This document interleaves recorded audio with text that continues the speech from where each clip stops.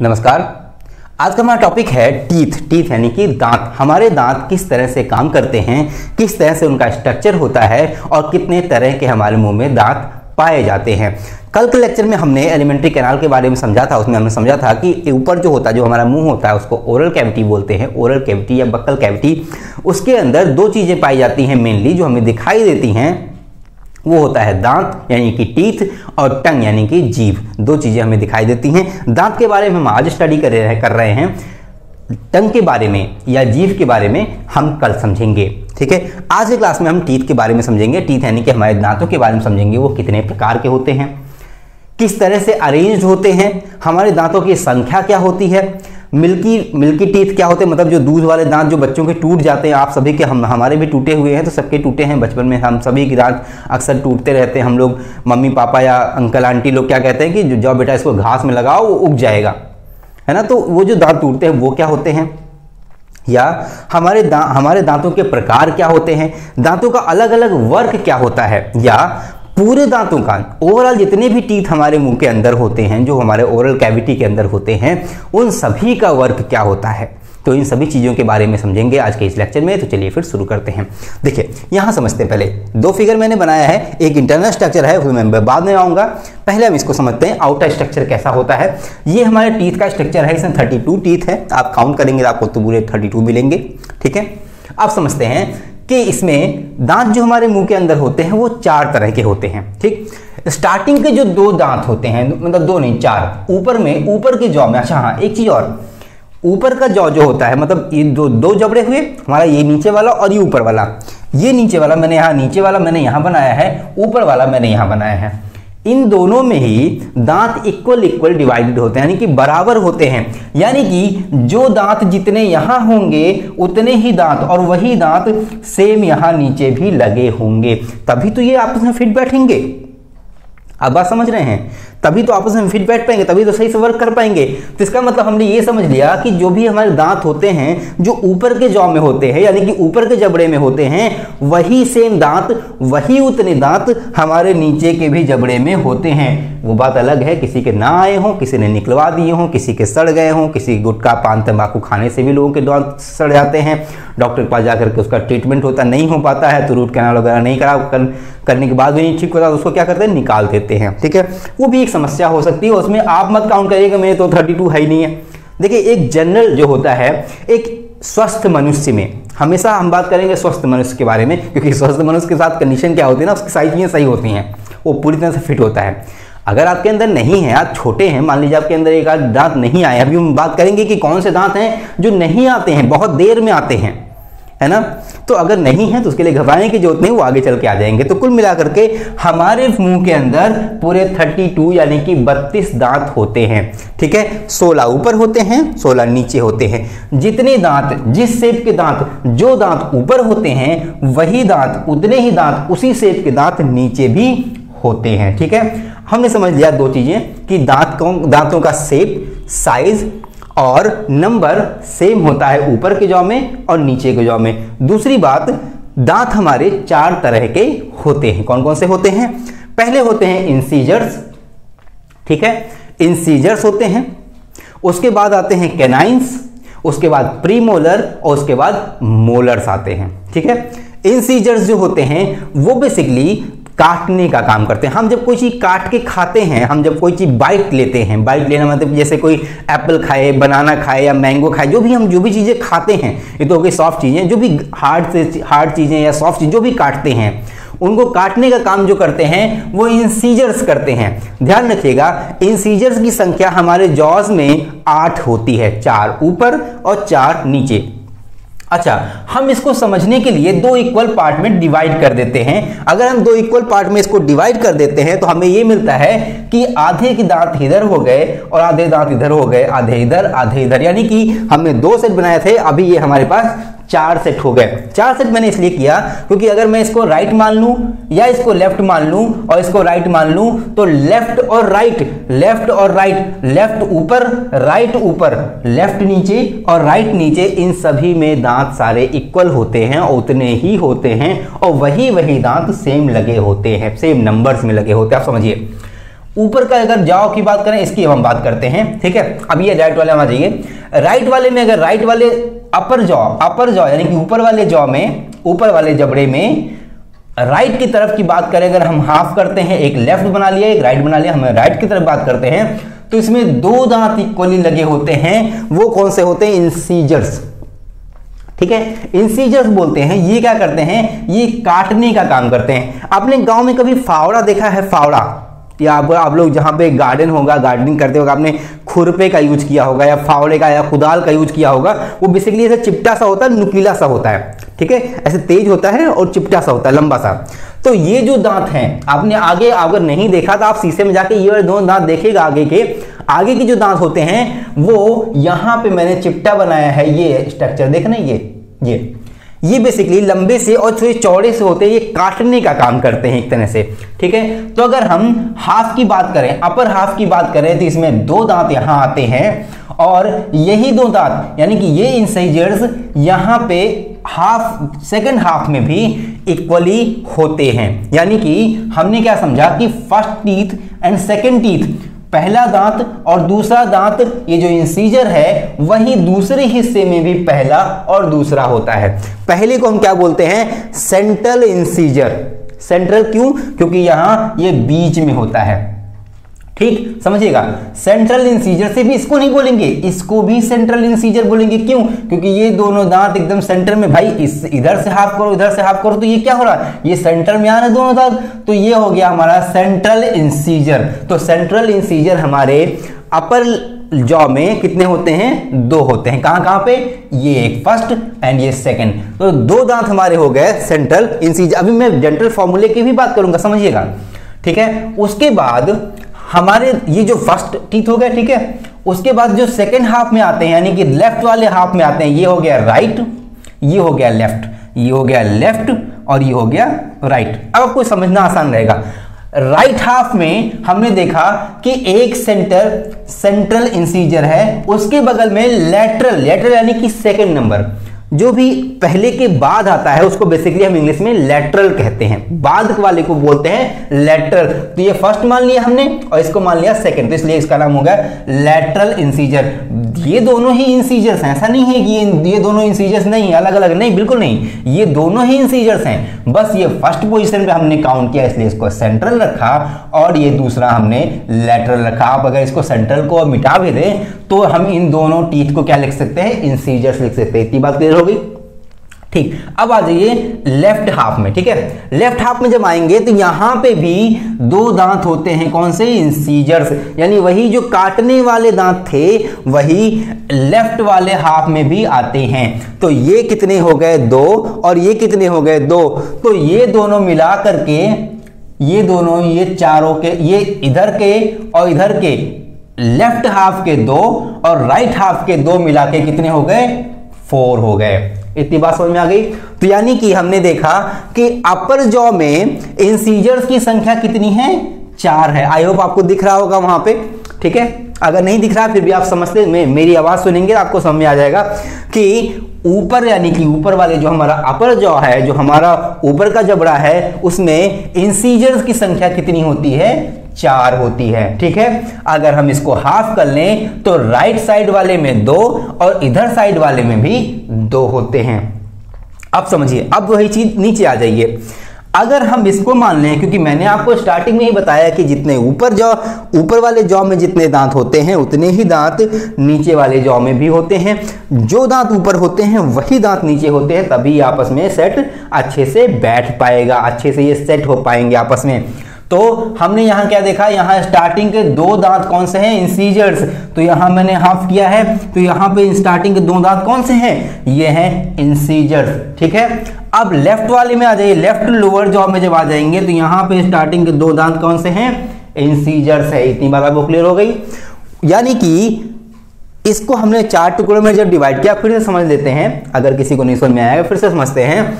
इसको अगर मैंने 4 टुकड़ों में डिवाइड किया, right upper, left upper, right lower and left lower, ठीक है। ये जॉ में मैंने डिवाइड कर दिया तो राइट अपर जॉ में 2 दांत कौन से होते हैं? इंसीजर्स होते हैं, जो सबसे ऊपर लगे होते हैं। फर्स्ट वाला जो होता है यानी कि फर्स्ट ये और फर्स्ट ये, इन दोनों को मिला के क्या बोलते हैं, सेंट्रल इंसीजर बोलते हैं। और सेकंड नंबर पे जो इंसीजर होता है और यहां पे भी जो सेकंड नंबर पे इंसीजर होता है, इन दोनों को मिला के क्या बोलेंगे, लैटरल इंसीजर। अब ये दोनों को एक ही नाम से बुलाते हैं, इसलिए मैंने दोनों जगह नहीं लिखा है, इसको आप समझ लीजिएगा, ठीक है। अब आते हैं नीचे, क्योंकि सेम होते हैं इसलिए यहां पे देखिए, जो ये फर्स्ट है इसको बोलते हैं सेंट्रल और इसको भी बोलेंगे सेंट्रल, क्योंकि ये दोनों बेसिकली सेंटर में आ रहे हैं। तो जब सेंटर में आ रहे हैं इसलिए उसको बोलेंगे सेंट्रल इंसीजर, और ये दोनों किनारे किनारे आ रहे हैं इसलिए उसको बोलेंगे लैटरल इंसीजर। इतनी बात क्लियर हो गई। तो आपने इंसीजर को समझ लिया, इंसीजर का काम क्या होता है, काटने का। अब ये दोनों जाओ जब आपस में पढ़ेंगे तो ये आराम से चाकू की तरह काटने का काम करेंगे, एक ऊपर से एक नीचे से, दोनों में धारा ऐसे माला कट गया। तो ऐसे ही हम किसी चीज का बाइट कर पाते हैं, ठीक है। तो ये हमारे 4 दांत ऊपर और 4 ही दांत बेसिकली कहां होते हैं, नीचे वाले जॉ में भी होते हैं, ठीक है। अब हम आ गए, अब हमने कंप्लीट कर लिया सेंट्रल इंसीजर यानी कि इंसीजर को हमने कंप्लीट कर लिया। अब हम समझेंगे कि जो दूसरे टाइप का दांत होता है, हमने बताया था कि 4 तरह के दांत होते हैं। अब जो दूसरे तरह का दांत होता है उसको बोलते हैं कैनाइन। क्या बोलते हैं, कैनाइन। वैसे मैंने लिखा हुआ है फिर भी मैं यहां लिख दे रहा हूं, कैनाइन। कैनाइन की संख्या अगर हम अपर राइट में बात करें, मैंने आपको बता दिया कि स्ट्रक्चर क्या है, आप दोबारा से नहीं बताऊंगा, समझिएगा। अपर राइट में अगर हम बात करें, अपर हाफ में अगर हम बात करें तो एक कैनाइन होता है इधर। अपर हाफ के लेफ्ट साइड में अगर हम बात करें तो एक कैनाइन होता है इधर। तो यानी कि हमारे अपर जॉ में राइट और लेफ्ट मिला के कितने कैनाइन्स हो गए, 2। कितने कैनाइन्स हो गए, तो यहां देखिए मैंने लिखा है कैनाइन। कैनाइन, अच्छा इसको दूसरे नाम से बुलाते हैं, इसको दूसरा नाम जो होता है वो होता है कस्पिड। कैनाइन या कस्पिड। अगर कस्पिड कहीं लिखा जाता, मान लिया कोई किसी एग्जाम में आ जाता है कि अपर जॉ में कितने कस्पिड पाए जाते हैं, तो कंफ्यूज नहीं होना है, कैनाइन्स को ही कस्पिड बोलते हैं। वहां भी आप बताएंगे अपर जॉ में 2 कस्पिड या कैनाइन्स पाए जाते हैं। तो इनकी संख्या कितनी हो गई, 2 हो गई। इतनी बात समझ में आ गई। अब चूंकि आपको मैंने बताया है कि अपर जॉ लोअर जॉ दोनों सेम होता है, इसलिए नीचे में भी कैनाइन्स पाए जाएंगे। कहां पे, यहां पे पाए गए थे इंसीजर, 2 इंसीजर इधर 2 इंसीजर इधर, इन दोनों के जस्ट बगल में कैनाइन पाया गया था यहाँ पे। तो वही सेम पोजीशन यहाँ पे भी होगी। ये 2 कैनाइन्स हैं, ये 2 कैनाइन्स हैं, ठीक है। ये सेंट्रल कैनाइन्स और ये 2 इंसीजर्स हैं, मैंने गलत बता दिया, ध्यान रखिएगा। ये 2 इंसीजर्स हैं और ये 2 इंसीजर्स हैं। इनके किनारे यानी कि इधर के 2 इंसीजर, इधर के 2 इंसीजर, इनके बगल में क्या होता है, कैनाइन होता है, समझिएगा। मैं यहां लिख दे रहा हूं, ठीक है, कैनाइन। अच्छा इसको मैं नोट कर दे रहा हूं, कैनाइन, ठीक है। ये दोनों क्या हो गए, कैनाइन्स हो गए, ये और ये दोनों कैनाइन्स किसके बगल में होते हैं, इंसीजर्स के जस्ट बगल में होते हैं। ध्यान रखिएगा, इंसीजर्स के जस्ट बगल में। तो हमने क्या देखा कि ऊपर वाले जॉ में 2 कैनाइन्स हैं और नीचे वाले जॉ में भी कितने हैं, 2 कैनाइन्स, यानी कि 2 कैनाइन्स है। अगर हम ओवरऑल बात करें तो जिस तरह से ओवरऑल मिलाकर के इंसीजर्स की संख्या अपर जॉ और लोअर जॉ में 8 थी, यानी कि 4 ऊपर और 4 नीचे, तो 8 थी, ऐसे ही कैनाइन्स की संख्या ऊपर वाले में 2 और नीचे वाली जॉ में 2 हैं, कुल मिलाकर के 4 कैनाइन्स की संख्या हो जाती है। अब हम बाद में फॉर्मूले पे आएंगे, आप समझते चलिएगा, ठीक है। या अगर पेन कॉपी लेके बैठे तो प्लीज आप इसको नोट करते रहिए कि अपर वाले जॉ में कैनाइन्स की संख्या कितनी होती है, 2 होती है, और अपर वाले जॉ में इंसीजर्स की संख्या कितनी होती है, 4 होती है। सेम संख्या नीचे भी होती है। अपर वाले जॉ में लोअर वाले जॉ में इंसीजर्स की संख्या 4 होती है और कैनाइन्स की संख्या 2 होती है। तो दोनों मिलाकर के 2 और 2 4 हो गया, 4 कैनाइन्स और 4 इंसीजर्स हो गए। इतनी बात क्लियर हो गई। चलिए अब हम बात करते हैं काम क्या होता है। भाई इंसीजर्स के बारे में मैंने बताया कि ये काटने का काम करते हैं। किसी चीज को जब काट के खाना होता है, काट के जब खाना होता है तो उसमें कौन सा काम करता है, इंसीजर्स होते हैं। आपने देखा होगा हमेशा हम फेस के मुंह के आगे के हिस्से से काटते हैं, ना कि साइड से काटते हैं, समझिएगा। तो ये काटने के काम कौन कौन से दांत करते हैं, इंसीजर्स करते हैं। कितनी संख्या होती है, ऊपर और नीचे मिला करके 8 होती है, 4 ऊपर 4 नीचे। इतनी बात क्लियर हो गई। अब बात करते हैं कैनाइन्स के बारे में। कैनाइन्स को आपने देखा होगा, थोड़ा सा मैंने मार्कर चेंज कर लूं मैं, 1 सेकंड। कैनाइंस में आपने देखा होगा कि ये मैंने थोड़ा सा नुकीला बनाने का प्रयास किया है। यहाँ देखिएगा, यहाँ मैं नुकीला बनाया, ठीक है। यहाँ पे भी ये मैंने सारे दोनों ही कैनाइंस को नुकीला बनाया है। तो नुकीली से आपको समझ में आ रहा है नुकीला क्या होता है? भाला होता है। आपने भाला देखा है? भाला या चाकू का जो टिप वाला पॉइंट होता है वो कैसा होता है? नुकीला होता है।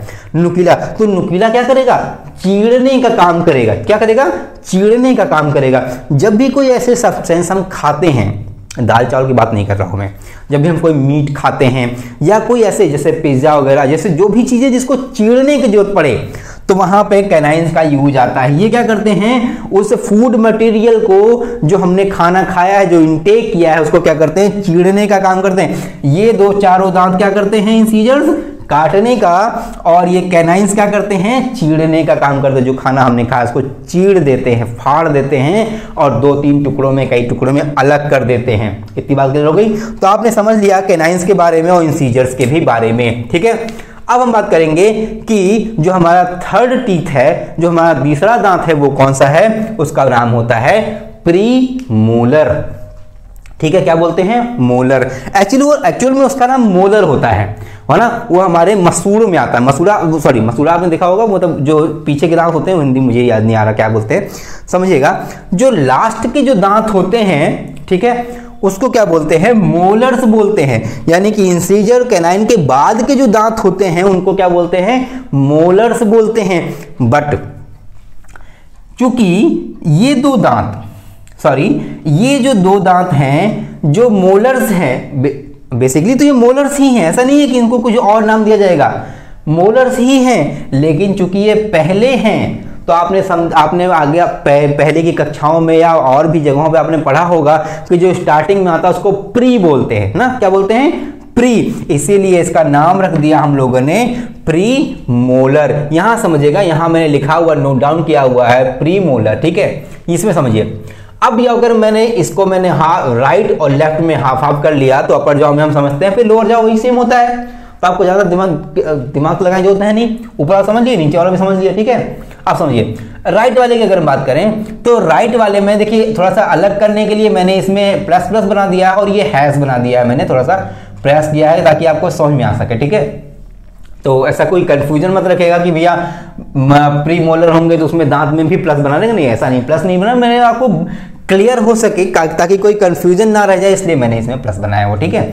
अब समझिए, हमारे दांत में या हमारी जो जॉ है, हमारा जो अपर जॉ है, लोअर जॉ है, उसमें हमारे जबड़ों में प्री मोलर्स की संख्या कितनी होती है? 4 होती है। मैं बताता हूं कैसे। देखिए, अपर जॉ को अगर हम राइट हिस्सा पढ़ें, राइट हिस्सा देखते हैं, तो इसमें बेसिकली 2 मोलर्स प्री मोलर्स होते हैं। यहां इधर मैंने जगह नहीं, तो यहां मैंने लिख दिया। देखिए यहां देखिएगा, ऊपर के जॉ में प्री मोलर्स की संख्या कितनी होती है? 2 होती है, ठीक है। लेफ्ट वाले में 2 और राइट वाले में 2, तो 2 और 2 मिलाकर कितने हो गए? 4 हो गए। तो इसका मतलब हमने समझ लिया कि ऊपर के जबड़े में या अपर जॉ में प्री मोलर्स की संख्या कितनी होती है? 4 होती है। अब चूंकि पहला वाला इसको हम सेंटर मानते हैं, तो इसलिए इधर से आएंगे तो पहला पड़ेगा, इधर से आएंगे तो पहला पड़ेगा, इसलिए पहले वाले को फर्स्ट मोलर एंड दूसरे वाले को सेकंड प्री मोलर हमने लिखा हुआ है। तो इसलिए हमने क्या समझा कि पहले इंसीजर्स आते हैं, इंसीजर की संख्या कितनी होती है? 4 होती है। उसके बाद कैनाइंस आते हैं जिनकी संख्या 2 होती है अपर जॉ में। उसके बाद अपर जॉ में ही जो प्री मोलर्स होते हैं उनकी संख्या कितनी होती है? 2 और 2, 2 2 4 होती है। यानी कि अपर जॉ में प्री मोलर्स की संख्या कितनी होती है? 4 होती है। अब चूंकि दोनों स्ट्रक्चर सेम होते हैं, दोनों में जो दांत बराबर होते हैं, इसलिए अगर ऊपर 4 है तो नीचे भी 4 है। देख लेते हैं कहां कहां पे है। ये हमारा कैनाइन है, जिस तरह से इंसीजर के जस्ट बगल में, समझिएगा, इंसीजर के जस्ट राइट में या जस्ट बगल में कैनाइंस लगे थे, वैसे ही कैनाइंस के जस्ट बगल में 2 प्रीमोलर लगे होंगे। कौन से? ये 2 प्रीमोलर्स। और इधर भी 2 प्रीमोलर मैंने प्लस बनाया ताकि आपको कंफ्यूजन ना हो। ध्यान दीजिएगा, यहां पे 2 प्रीमोलर, 1 2। अगर इसको सेंटर माने तो ये हो गया फर्स्ट प्रीमोलर, ये हो गया सेकंड प्रीमोलर। इसको सेंटर माने तो ये हो गया फर्स्ट प्रीमोलर और ये हो गया सेकंड प्रीमोलर। इतनी बात क्लियर हो गई? ठीक है। तो अब हमने समझ लिया कि ऊपर वाले जॉ में कितने प्रीमोलर्स हो गए? 4, नीचे वाले जॉ में कितने हो गए 4, कुल मिला के कितने हो गए 8। ठीक है, इसको आप नोट करते रहिए। अभी मैं इसको मिटाने के बाद फिर से मैं आपको डेंटल फॉर्मूला बताऊंगा, इसलिए मैं इसको नहीं मिटा रहा हूं क्योंकि आपको पहले समझाना है। ठीक है, मैं अभी बाकी सभी चीजें मैं लिखूंगा अच्छे से। ठीक है, समझते चलिएगा। अब प्री मोलर्स की संख्या तो हमने देख ली, प्री मोलर्स की पोजीशन देख ली, कहां पे होते हैं। अब आते हैं काम पे। इसका काम क्या होता है बेसिकली, देखिए हमने खाना खाया, काटने का काम किया इंसीजर्स ने, चीरने फाड़ने का काम किया कैनाइंस ने। अब क्या बचा भाई, ग्राइंडिंग भी तो करनी है, उसको दबाना है, कुचलना है, वो कौन काम करेगा, उसको छोटे छोटे टुकड़ों में बदलना है। तो ये हमारे करते हैं प्री मोलर्स।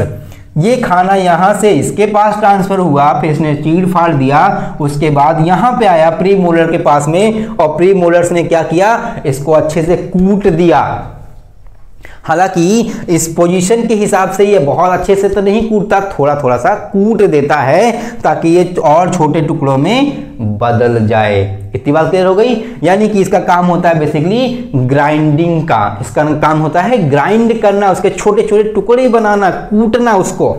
ठीक है, अब आपने प्री मोलर समझ लिया, कैनाइन समझ लिया, इंसीजर समझ लिया, चाहे वो अपर जॉ हो चाहे वो लोअर जॉ हो। अब हम आते हैं, हमारा जो 4th नंबर का जो दांत है उसको बोलते हैं मोलर्स। क्योंकि मैंने बताया था कि कैनाइंस के बाद सारे ही मोलर्स होते हैं, बट स्टार्टिंग के 2 को हम अलग मानते हैं क्योंकि इनका वर्क थोड़ा लाइट होता है इन वाले की अपेक्षा, इसलिए इसको प्री की पोजीशन में रखते हैं, इन दोनों को प्री की पोजीशन में रखते हैं, इसलिए इसका नाम रख देते हैं क्या, प्री मोलर।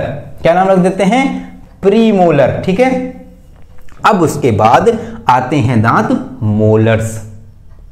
ठीक है, अब कब आते हैं मोलर्स, यहां बात करेंगे मोलर्स के बारे में। अब ये बचे 3 दांत, 1 2 3, 3 जो दांत बचे वो हैं क्या, मोलर्स। हम अपर जॉ में समझ लेते हैं, फिर लोअर जॉ में आ जाएंगे। ध्यान दीजिएगा, अगर हम राइट हाफ में देखें, ठीक है, अपर जॉ के राइट साइड में देखें, जो हाफ किया था मैंने, उसमें हम देखेंगे 1 2 3, 3 ऐसे दांत हैं जो बहुत भारी भरकम हैं, जो थोड़े बड़े साइज के होते हैं, उनको क्या बोलते हैं, मोलर्स। तो राइट साइड में भी 3 होते हैं, तो लेफ्ट साइड में भी 3 होंगे, इधर भी 3 हो गए भैया। 3 और 3 कितने हो गए, 6 हो गए। अब चूंकि ऊपर में 3 और 3 थे तो नीचे भी 3 और 3 होंगे, तो यहां भी 3 हो जाएंगे और यहां भी 3 हो जाएंगे। तो यहां पे 3, यहां पे 3, कितने हो गए 6, ऊपर 3 कितने हो गए 6, और 6 + 6 कितने हो जाते हैं 12 हो जाते हैं। तो मोलर्स की संख्या कितनी हो गई, 12 हो गई। यानी कि अपर जॉ में 6 और लोअर जॉ में 6, कुल मिलाकर के 12 कितने हो गए मोलर्स। अब बात करेंगे कि मोलर्स का काम क्या होता है। अच्छा, काम से पहले हम एक चीज और समझ लेते हैं कि जो ये लास्ट का मोलर है, ये वाला ऊपर की जॉ में भी लास्ट वाला, लेफ्ट साइड के भी लास्ट वाला, और लेफ्ट साइड के नीचे वाले लोअर जॉ में भी लास्ट वाला, इन चारों को एक अलग नाम से बुलाया जाता है, उसको बोलते हैं विजडम टीथ। क्या बोलते हैं, विजडम टीथ। ठीक है, अब मैंने आपको एक चीज छोटी सी में छूट गई है, उसको मैं अभी बता देता हूं कि जो मिल्की टीथ होते हैं वो क्या होते हैं। मैं आपको पहले इसको समझ लेते हैं। ये जो होते हैं चारों दांत 1 2 3 4, यानी कि लास्ट के जो मोलर्स होते हैं अपर जॉ के और लोअर जॉ के, लास्ट के इधर वाला राइट वाला, लास्ट का लेफ्ट वाला अपर जॉ का, और लास्ट का राइट वाला लोअर जॉ का, और लास्ट का लेफ्ट वाला लोअर जॉ का जो टीथ होता है या मोलर होता है, उसको बोलते हैं विजडम टीथ। विजडम टीथ बोलने का रीजन ये होता है कि जब हमारी उम्र 20 साल बीत जाती है, या कभी कभी 20 से भी ज्यादा हो जाती है, तब जाके ये निकलते हैं। समझिएगा, तब जाके ये निकलते हैं। और या वैसे तो साइंटिफिक वो है कि आपका 13 साल के बाद इनके निकलने की चांसेस होती हैं, लेकिन जनरली देखा गया है कि 18 से 20 साल की एज में ये विजडम टीथ आपके दिखाई देने लगते हैं। उससे पहले तक ये 4 दांत आपके कम होते हैं, यानी कि 32 दांत का सेट होता है। तो आपको कितने कम दांत हो गए, आपके 28 दांत ही रहते हैं। बाद में ये विजडम टीथ निकलते हैं।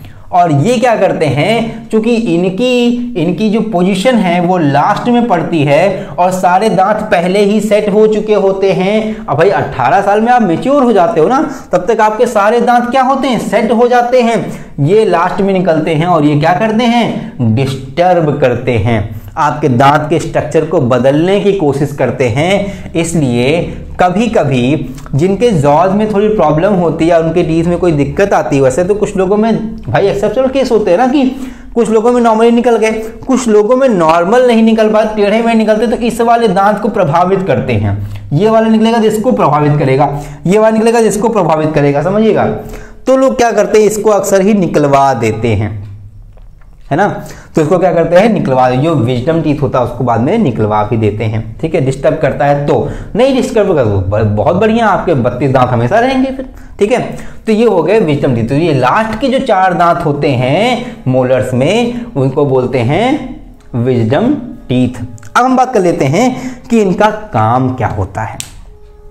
काम देखिए, प्रीमोलर्स का काम क्या था, ग्राइंडिंग करना। प्रीमोलर्स का काम क्या था, ग्राइंडिंग करना। लेकिन चूंकि इनकी पोजीशन बीच में है, तो इसलिए पूरे जॉ मतलब पूरा खाना यहाँ पे ना रुक करके थोड़ा सा किनारे पीछे की तरफ भागने लगता है ना भाई, तो यहाँ पे अच्छे से फूड की ग्राइंडिंग नहीं हो पाती है, यहाँ पे अच्छे से फूड की ग्राइंडिंग नहीं हो पाती। अच्छा, दूसरा रीजन ये कि जो प्रीमोलर्स होते हैं वो थोड़े छोटे भी होते हैं साइज में, जिस वजह से भी अच्छे से ग्राइंडिंग नहीं हो पाती है। तो बचे हुए खाने की ग्राइंडिंग करना अच्छे से किसका काम होता है, मोलर्स का काम होता है। मोलर्स बहुत अच्छे से इसको ग्राइंड अप करते हैं। अच्छा, यहीं पे चूंकि आपको अभी मैंने सैलिवरी ग्लैंड नहीं पढ़ाया है, तो मैं सैलिवरी ग्लैंड भी पढ़ाऊंगा जब आगे, जब ग्लैंड्स में पढ़ाऊंगा। तो सैलिवरी ग्लैंड क्या होता है, यहाँ पे लगा होता है, यहाँ पे आप समझेंगे, यहाँ पे लगा होता है। तो यहीं से सलाइवा भी सीक्रेट होता है इनकी मोलर के लास्ट वाले दांत में, मैंने कि लास्ट जो मोलर होता है उसी के पास में सलाइवा भी सीक्रेट होता है। तो सलाइवा को फूड से मिक्स करने का भी काम ये मोलर्स ही करते हैं। इतनी बात समझ आ गई आपको। चलिए, अब हमने समझ लिया इंसीजर्स 4, कैनाइंस 2 ऊपर जॉ में, 2 नीचे जॉ में, इंसीजर 4 ऊपर जॉ में, 4 नीचे जॉ में, प्रीमोलर्स 4 नीचे जॉ में, 4 ऊपर के जॉ में, यानी कि 8 हो गए। और जो मोलर्स होते हैं वो 6 ऊपर के जॉ में और 6 नीचे के जॉ में होते हैं। तो ये हमारा बेसिक फंक्शन आ गया, ठीक है। ये सारा हमारा टीथ के बारे में समझ लिया। अब मैं इसे मिटाता हूं मैं, आप चलिए अब समझते हैं। यहाँ पे देखिए, मैंने यहाँ पे एक स्ट्रक्चर बनाया हुआ है, स्ट्रक्चर मतलब लिखा हुआ मैंने, ये देखिए अपर है और ये लोअर है। अपर यानी कि अपर जॉ, लोअर यानी कि लोअर जॉ। जो नीचे वाला जबड़ा है उसको मैंने यहाँ पे दिखाया है और अपर जो ऊपर वाला जबड़ा है उसको मैंने यहाँ दिखाया है। तो इंसीजर्स मैंने बताया था कितने होते हैं, 2 और 2 राइट में होते हैं, 2 लेफ्ट में होते हैं, तो 2 + 2, ठीक है। और नीचे वाले में इंसीजर्स कितने होते हैं, 2 + 2। नीचे वाले में नीचे की तरफ 2 राइट की तरफ और 2 लेफ्ट की तरफ, ठीक है। समझिएगा, मैं यहाँ पे कर देता हूँ 4 = 4 इसको 2 = 4 = 6। बस एक सेकंड, 6 ठीक है।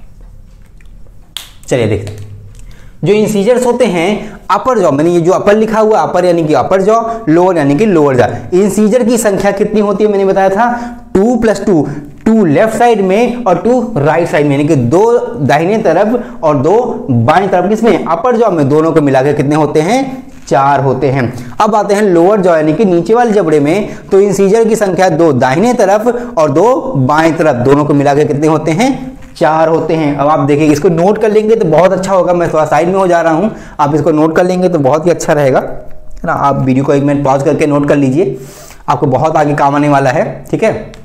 अब कैनाइंस की बात करते हैं। कैनाइंस मैंने बताया था कि ऊपर के जॉ में यानी कि ऊपर के जबड़े में कितने होते हैं, 2 होते हैं। कितने कितने, 1 और 1, एक होता है बाईं तरफ और एक होता है दाईं तरफ। और नीचे वाले जबड़े में भी वही पोजीशन होती है, तो एक होता है बाईं तरफ और एक होता है दाईं तरफ, दोनों मिलाकर कितने होते हैं, 2, ठीक है। प्रीमोलर की संख्या अगर हम बात करेंगे तो प्रीमोलर की संख्या होती है 2 कितनी होती है, मतलब नीचे वाले जबड़े में और ऊपर वाले जबड़े में कितनी होती है, 4 होती है। 2 बाईं तरफ और 2 दाहिनी तरफ, दोनों को मिला के 4 होते हैं। लोअर जॉ में प्रीमोलर की संख्या 2 और 2 होती है, यानी कि नीचे बाईं तरफ 2 और दाहिने तरफ 2, किसके बगल में, कैनाइंस के बगल में। अब आते हैं मोलर्स के बारे में। मोलर्स की संख्या कितनी होती है, 3 + 3, यानी कि बाएं तरफ 3 और दाहिने तरफ 3 दोनों को मिला के ऊपर वाले में 6 होते हैं।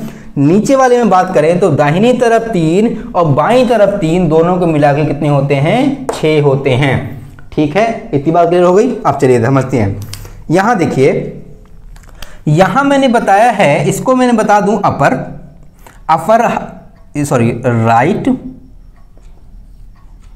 राइट अपर, ठीक है, ये हाफ है, ठीक है, और ये राइट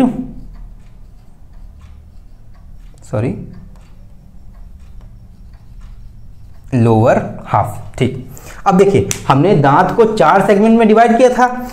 ऊपर का जो दाहिनी तरफ का जो हिस्सा है उसका जो दांत का फॉर्मूला होता है, फॉर्मूला यानी कि अगर हम ऊपर की बात करें तो दाहिने तरफ कितने हैं, इंसीजर्स कितने होते हैं, 2 होते हैं। तो मैंने यहाँ पे क्या किया, इंसीजर की संख्या कितनी हो गई, यहाँ पे मैं एक सेकंड मैं यहाँ नोट डाउन करता हूँ। इंसीजर की संख्या कितनी हो गई, इंसीजर में शॉर्ट में आई लिखा हुआ, ठीक है, ध्यान दीजिएगा।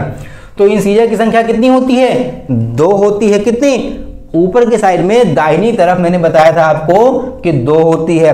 कैनाइंस की संख्या की अगर हम बात करें ऊपर के साइड में तो उनकी संख्या कितनी होती है, दाहिनी तरफ, ये दाहिनी तरफ की बात कर रहा हूं मैं, आप फोकस रखिएगा दाहिनी तरफ। तो दाहिनी तरफ कैनाइंस की संख्या कितनी होती है, 1 होती है, ठीक है, 1 होती है दाहिनी तरफ कैनाइंस की संख्या।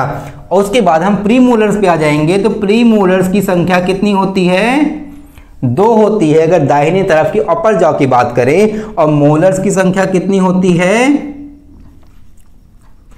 3 होती है अगर हम ऊपर की तरफ के दाहिनी तरफ की बात करें तो। और ऐसा ही बाएं तरफ भी होता है, तो 2 1 2 3, ठीक है, ये होता है ऊपर का जॉ। और सेम नीचे भी होता है, तो इंसीजर्स यहां भी 2 हो जाएंगे, कैनाइंस यहां भी 1 हो जाएंगे और प्रीमोलर 2 हो जाएंगे और मोलर आपके कितने हो जाएंगे, 3 हो जाएंगे। तो ये हो गया हाफ का, ध्यान रखिएगा हाफ। अगर जॉ के बाद जॉ बना दूं यहाँ पे, मैं ध्यान दीजिएगा आप, अगर मैंने ये जॉ बना दिया तो इधर का फॉर्मूला जो होता है वो 2 1 2 3 होगा। इधर का जो होगा वो होगा, मैं इसी तरफ से लिख रहा हूं, तो यहाँ पे जो होगा 2 1 2 और 3, ठीक है। यहाँ पे भी वही हो जाएगा 2 1 2 और 3, और यहाँ पे हो जाएगा 2 1 2 3।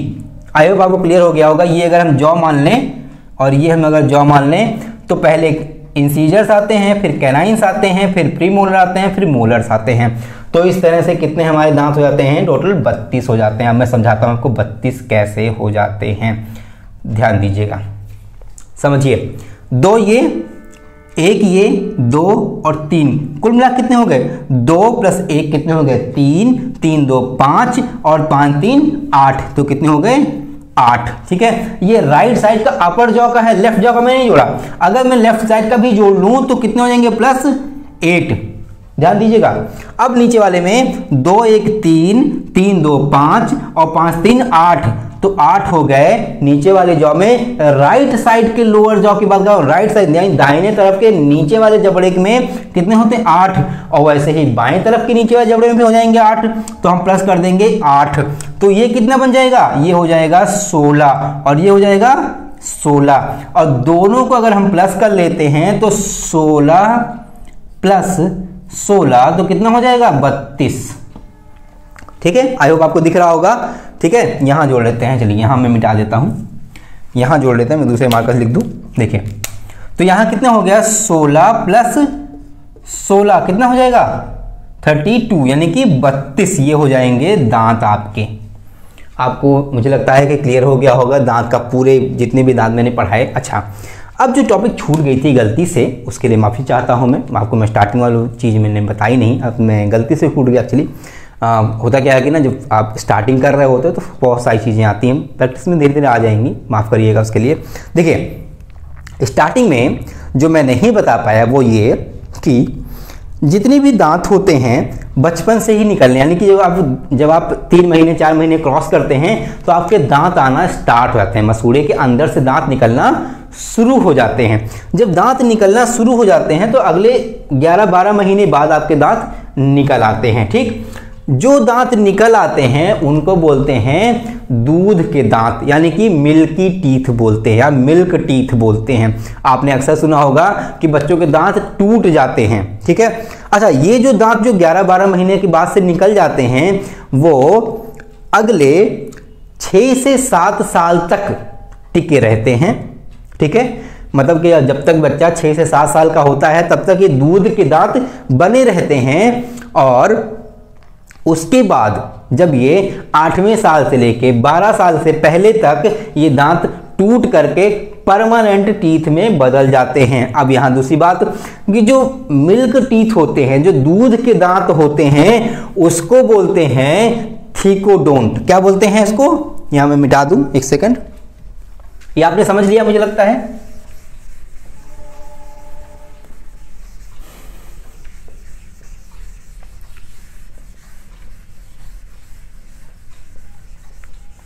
चलिए समझिएगा, जो मिल्क टीथ होते हैं, मिल्क टीथ, इसको क्या बोलते हैं? थीकोडोंट। क्या बोलते हैं? थीको, THECODONT।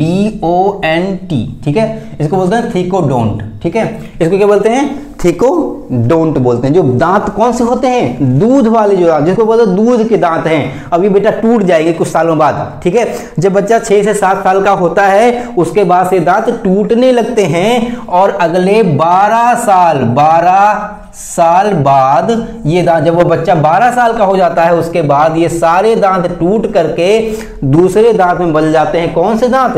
Permanent teeth. कौन से? परमानेंट में बदल जाते हैं। इसको क्या बोलते हैं? परमानेंट टीथ को क्या बोलते हैं? क्या बोलते हैं इसको? डायफोडेंट बोलते हैं। क्या बोलते हैं? डायफोडेंट, डायफोडोंट। ठीक है, परमानेंट टीथ में बदल, यानी कि जब बच्चा 8 साल का होता है, 8 साल तक की उम्र तक, यहां मिटा दूं मैं, यहां, ठीक है, 8 साल की उम्र तक उसके पास कौन से होते हैं? थीकोडोंट होते हैं। कौन से होते हैं? थीकोडोंट होते हैं। उसके बाद जब बच्चा बड़ा होता है, 12 साल का होता है, तब उसके पास कौन से दांत आ जाते हैं? डायफोडोंट आ जाते हैं। कौन से दांत आ जाते हैं? डायफोडोंट। ये तब तक चलते रहते हैं जब तक आपके सारे दांत टूट के गिर नहीं जाते हैं। इसको बोलते हैं डायफोडोंट। ठीक है, अच्छा, अब दूसरी बात आती है कि जो दांत होते हैं ये हमारे मसूड़ों में, हमारे जबड़ों में, यानी कि हमारे जो नीचे वाली जो बोन होती है, जो लोअर जॉ होती है, अपर जॉ होती है, उसमें क्या होता है? धंसे हुए होते हैं। मैं भी आपको अगले सेक्शन में बताने वाला हूं। जो धंसे हुए होते हैं, तो धंसे हुए होने के नाते जो इसका स्ट्रक्चर बनता है उसको बोलते हैं हेट्रोडोंट। हेट्रोडोंट, समझिएगा। ये जो दांत का प्रकार होता है जो मैमल्स में पाया जाता है वो हेट्रोडोंट पाया जाता है। ठीक है, इतनी बात क्लियर हो गई।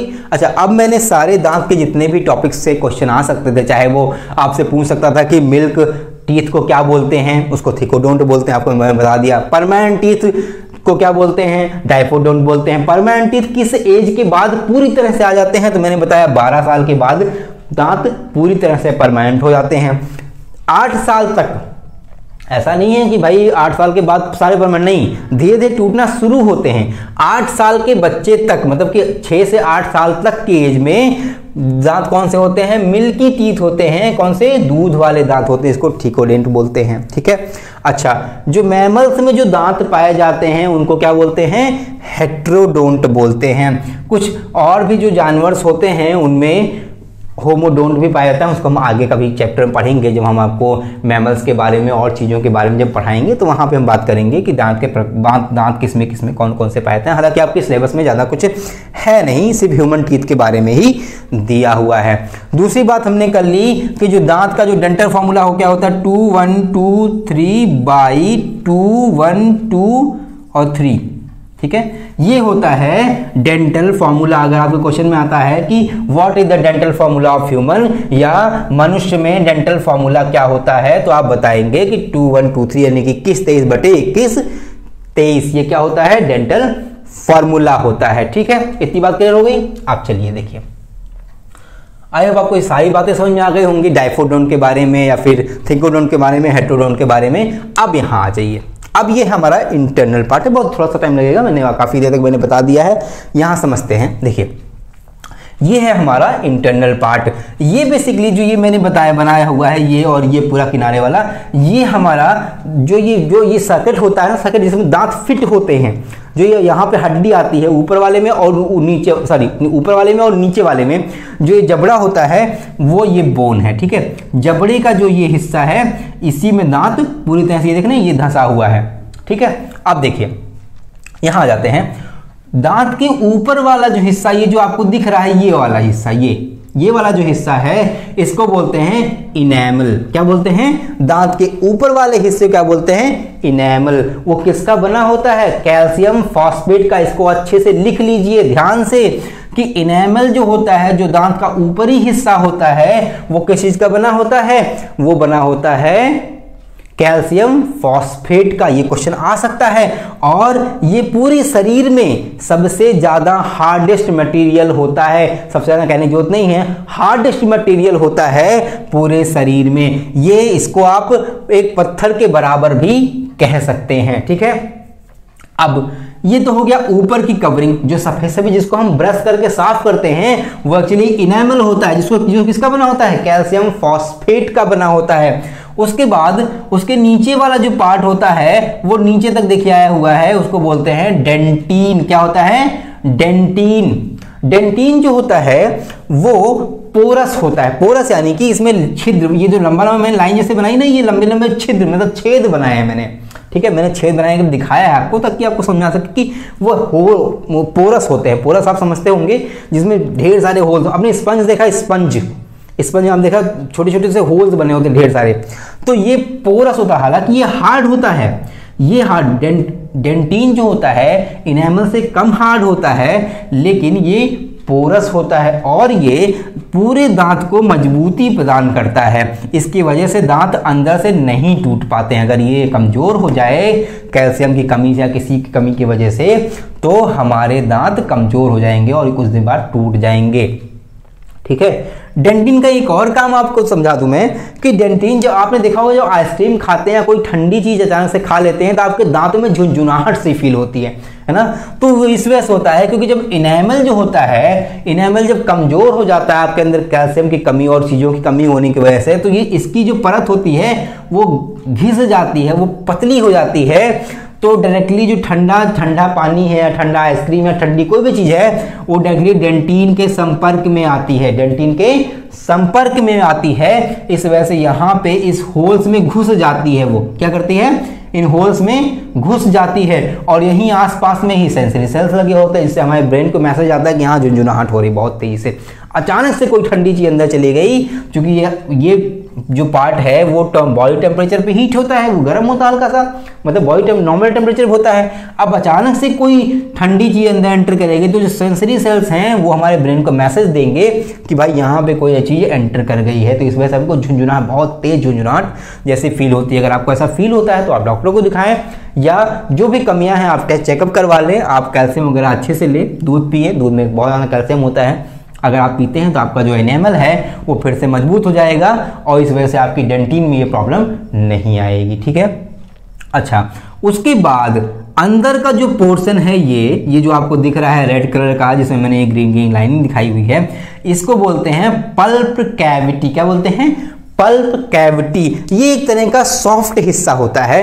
सॉफ्ट हिस्सा, इसमें न्यूरॉन्स यानी कि नर्व सेल्स और हमारी जो कैपिलरीज होती हैं, जितनी भी कैपिलरीज जो वेसल्स होते हैं, क्या ब्लड वेसल्स, यानी कि हमारे दांत में खून की सप्लाई भी तो हम भाई जरूरी पोषक तत्व किसके थ्रू मिलेंगे? ब्लड के थ्रू। आपको पता है वो कैरियर है, वो ब्लड क्या है? वो एक तरह का कैरियर है जो चीज़ों को, जो पोषक तत्वों को हमारे शरीर में हर जगह फैलाता है। तो दांत में भी पोषक तत्वों की जरूरत पड़ेगी। उसके लिए हमारे इस पल्प कैविटी में, डेंटिन में नहीं, इनेमल में नहीं, यहाँ तक नहीं जा पाता। अगर यहाँ तक जाएगा तो ये भी कमजोर हो जाएगा। ये बहुत हार्ड होता है। इसके अंदर पल्प, इसके अंदर वेसल्स या नर्व सेल्स नहीं जा सकती हैं।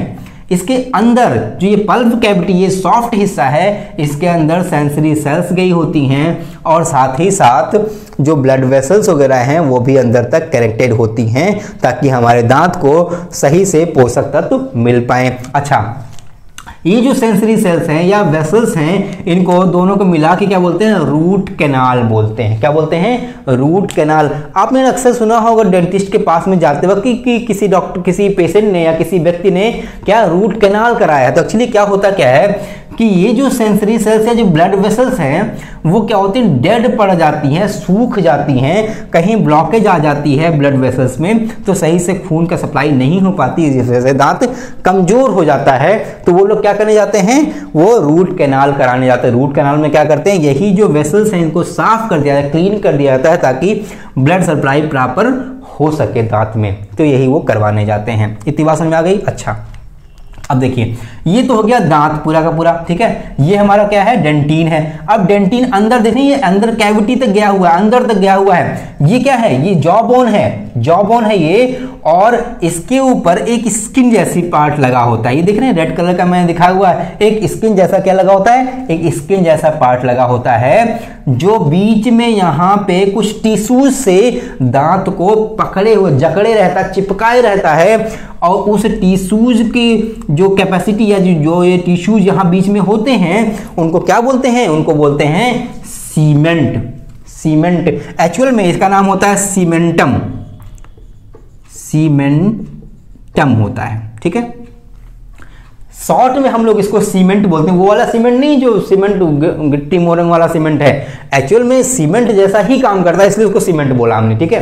सीमेंट क्यों? क्योंकि ये दांत को इस मसूड़े से या फिर इस हड्डी से, इस बोन से, जॉ बोन से चिपकाने का काम करता है। ये एक तरह का कनेक्टिव टिश्यू होता है, वो चिपकाए रहता है दांत को ताकि निकल के भाग न जाए। तो ये इसीलिए हम इसको सीमेंट का काम करता है, इसलिए इसको सीमेंट बोलते हैं। और एक्चुअल में इसको क्या बोलते हैं? सीमेंटम बोलते हैं। क्या बोलते हैं? सीमेंटम बोलते हैं, ठीक है। इतनी बात क्लियर हो गई आपको? अब देखिए, उसके बाद होता क्या है कि अब जैसे ये दो दांत हमने पढ़ लिया भाई, ये नर्व सेल्स हो गई, वेसल्स हो गई, पल्प कैविटी हो गई, रूट हो गया। अब देखिए, ये जो हड्डी है, ये जो बोन है, जॉ बोन, इसके किनारे मैंने कहा कि एक स्किनी पार्ट होता है, स्किन मतलब चमड़ी जैसा लगा होता है, उसको बोलते हैं गम टिश्यू। गम टिश्यू बेसिकली, गम का आपने देखा होगा, काम क्या होता है गम का? चिपकाने। गम वो दुखी वाला गम नहीं, गम मतलब चिपकाने वाला। जैसे हम फोटो चिपकाते हैं भाई, फोटो चिपकाने वाले गम का ही काम करता है, ध्यान रखिएगा। ये मैं इसलिए बता कि आपको दिमाग में समझ में आ सके कि किनका। देखिए, आपको बाद में नाम भूल जाएंगे, लेकिन आपको अगर पता रहेगा कि किसका क्या काम होता है हमारे जनरल लाइफस्टाइल में या फिर नॉर्मल लाइफस्टाइल में जो काम होता है, उसके आधार पर अगर आप इसको याद करेंगे आपको हमेशा याद रहेगा। तो यहाँ पे जो टिश्यूज पाए जाते हैं इस लेयर में, वो कौन से होते हैं? गम टिश्यूज होते हैं।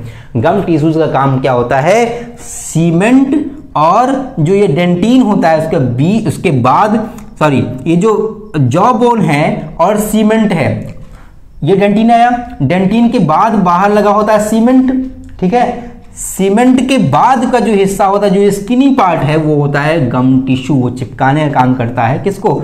सीमेंट को और जॉ बोन को आपस में पकड़े रहता है। भाई ने तो सीमेंट तो लगा दिया, लेकिन जॉ बोन नहीं डायरेक्टली कनेक्ट हो पाएगी ना, इसलिए इसको यहां से पकड़े रहता है, ठीक है। अब मुझे नहीं लगता है कोई चीज़ छूटी हुई है इसमें से, अब मैंने काफ़ी चीज़ें मैंने बता दी हैं। और हाँ, अब देखिए एक और चीज़ छोटी सी भूल बच गई। जब भी हम ब्रश कम करते हैं या फिर हम ऐसा कुछ करते हैं या फिर कई दिनों तक ब्रश नहीं करते, तो ये क्या होता है, ये जो गम टिश्यूज हैं यहाँ पे, इस जगह पे और इस जगह पे, समझिएगा, जहाँ पे दांत से चिपका रहता है गम टिश्यू, यहीं पे बैक्टीरिया इकट्ठा हो जाते हैं कुछ, और वो यहाँ पे अपनी कॉलोनी डेवलप करने लगते हैं, जिस वजह से हमारे मसूड़े, कहते हैं हमारे मसूड़े में बहुत दर्द हो रहा है, बहुत पेन हो रहा है। एक्चुअल में जो हम अच्छे से दांत की सफाई नहीं कर पाते हैं, तो यहाँ पे बैक्टीरिया की कॉलोनी बन जाती है यहाँ, और यहाँ पे कोई गंदगी इकट्ठा रह जाती है, कोई चिपचिपा पार्ट हमने खाया और मैं सही ब्रश नहीं किया, वो निकल नहीं पाया, तो वो सड़ने लगता है। जब सड़ने लगता है तो यहाँ पे बैक्टीरिया आ जाते हैं और बैक्टीरिया ढेर सारे ग्रो कर जाते हैं। इस वजह से एक बैक्टीरिया कॉलोनी बन जाती है, जो हमें बाद में दर्द के रूप में हमें पता चलती है, और हमको टाइम, ये मतलब दर्द, देखिए दर्द का मतलब ये है कि आपको मैसेज देता है ब्रेन कि वहाँ पे कुछ प्रॉब्लम हो रही है। दर्द का अन्यथा मतलब मत लीजिए कि दर्द का मतलब ये है कि कुछ संभव जहाँ समस्या हो गई, मैं दांत टूट के निकलने वाला नहीं। वो पहले अलर्ट कर रहा होता है आपको कि हाँ भाई आपको यहाँ प्रॉब्लम हो रही है, आप इलाज कराइए यहाँ पे। तो हमको क्या करना चाहिए, अच्छे से ब्रश अगर करते रहेंगे तो हमारी जो गम की प्रॉब्लम है या जो गम टिश्यूज़ में यहाँ बैक्टीरिया पनपने की जो प्रॉब्लम है तो वो दूर हो जाएगी। ठीक है, तो ये हो गया जॉ बोन, ये हो गया हमारा इनेमल। ध्यान रखिएगा, इनेमल किसका बना होता है, कैल्शियम फॉस्फेट का बना होता है, जो बॉडी का सबसे हार्ड पार्ट होता है, हार्डेस्ट पार्ट होता है बॉडी का। उसके अंदर की जो हार्डेस्ट लेयर होती है या जो पोरस मतलब हड्डी होती है तो वो पोरस होती है ताकि इसमें होल्स बने, ताकि वो हल्का रहे और ज़्यादा स्ट्रेंथ प्रोवाइड कर सके। और आपको फिजिक्स में पढ़ने को मिलेगा कि जो चीज़ें पोरस होती हैं वो ज़्यादा स्ट्रेंथ प्रोवाइड कर पाती हैं, तो वो होती है, उसको बोलते हैं डेंटिन। ठीक है, उसके बाद उसके अंदर एक सॉफ्ट पार्ट होता है, उसको बोलते हैं पल्प कैविटी। उसमें क्या होते हैं, रूट कैनाल होता है। रूट कैनाल यानी कि ब्लड वेसल्स होती हैं, नर्व सेल्स होते हैं जो अंदर तक गए होते हैं ताकि हमारे दांतों को पोषक तत्व आराम से मिल सकें। दांत को इस बोन से, जॉ बोन से कनेक्ट करने के लिए कनेक्टिंग टिश्यू की एक लेयर होती है जिसको बोलते हैं सीमेंट या सीमेंटम। क्या बोलते हैं, सीमेंट या सीमेंटम बोलते हैं। अच्छा, जॉ बोन और सीमेंट के बीच में एक लेयर होती है, स्किनी लेयर, उसको बोलते हैं गम टिश्यू। वो किसकी बनी होती है, टिश्यूज की बनी होती है, सॉफ्ट टिश्यूज होते हैं और उसी टिश्यू के नाते से इसको बोलते हैं गम टिश्यू। गम टिश्यू का मतलब ये होता है चिपकाने का काम करना। ठीक है, तो ये बेसिकली रहा पूरा का पूरा चैप्टर और मैंने आपको टीथ के बारे में पूरी तरह से मुझे लगता है मैंने बता दिया। अगर कोई टॉपिक छूट गया हो तो प्लीज़ आप उससे कमेंट बॉक्स में ज़रूर लिखें ताकि मैं आने वाले मतलब कल के लेक्चर में जो कि मैं टंग पढ़ाने वाला हूं तो मैं देख लूँगा, कोई भी अगर प्रॉब्लम होती है तो मैं उसमें आपको सुधार दूंगा। बाकी मुझे लगता है कि मैंने सारे क्वेश्चंस कवर इसमें आपको, अगर आपने ये लेक्चर सही से सुना है, सही से देखा है तो मुझे लगता है कि आप इससे सारे क्वेश्चंस अपने सॉल्व कर सकते हैं। जो भी, चाहे वो इनेमल को लेकर के आए, चाहे वो डेंटिन को लेकर आए, चाहे पल्प कैविटी को लेकर आए, चाहे रूट कैनाल के बारे में आए, चाहे वो सीमेंट के बारे में आए। सीमेंट किन किन लेयर के बीच में होता है ये भी मैंने आपको बता दिया कि यहाँ पर होता है गम टिश्यूज होते हैं और यहाँ पे होता है ये डेंटिन, और उसके बीच में क्या होता है, सीमेंट होता है। तो आप ऐसे भी करके याद कर सकते हैं। ये स्ट्रक्चर आपको अगर इस पर आपको समझ में आ रहा है तो इस पर बना ले, नहीं तो आप कहीं से ऑन नेट से भी गूगल करके भी आप सर्च करके इस फिगर को अच्छे से बना लें, उसको नोट कर लें।